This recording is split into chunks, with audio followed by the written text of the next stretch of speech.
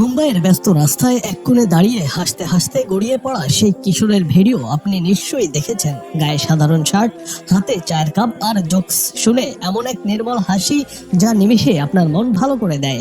Social মিডিয়ায় মিম, troll আর রিলসে বিশ্বজুড়ে ভাইরাল হওয়া সেই হাসিওয়ালা কিশোর এখন কোথায়? তার জীবন কি আগের মতোই আছে?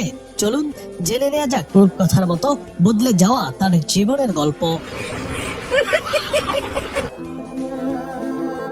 নিজের এক চিলতে হাসি দিয়ে কোটি মানুষের হৃদয় জয় করা এই কিশোরের নাম অরুণ কুমার। মুম্বাইয়ের এক অত্যন্ত দরিদ্র পরিবারে জন্ম নেওয়া অরুণের জীবনটা ছিল সংগ্রামের। অভাবের তাড়নায় চতুর্থ শ্রেণীর পর স্কুলের বই খাতা তুলে রেখে তাকে নামতে হয়েছিল জীবন যুদ্ধে।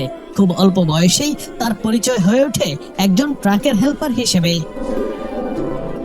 অরুণ কাজ করতেন নেহেরু নামের এক ট্রাক ড্রাইভারের সঙ্গে, যাকে তিনি পরম শ্রদ্ধায় নেহেরু আন্না বলে ডাকতেন।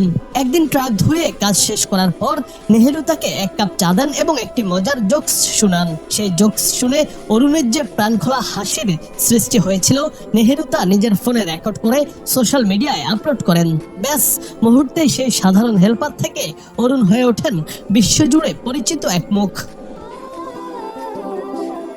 তবে অরুণের এই ভাইরাল হওয়া কেবল লাইক আর কমেন্টের মধ্যে সীমাবদ্ধ থাকেনি। তার সেই হাসি নজর কাড়ে ভারতের রাজ্য সরকারের হস্তক্ষেপে অরুণের জীবনের মোড় ঘুরে যায়। ট্রাকের হেল্পারি ছেড়ে তিনি আবার ফিরে যান সেই স্কুলের বারান্দায়, যা তিনি শৈশবে ছেড়েছিলেন।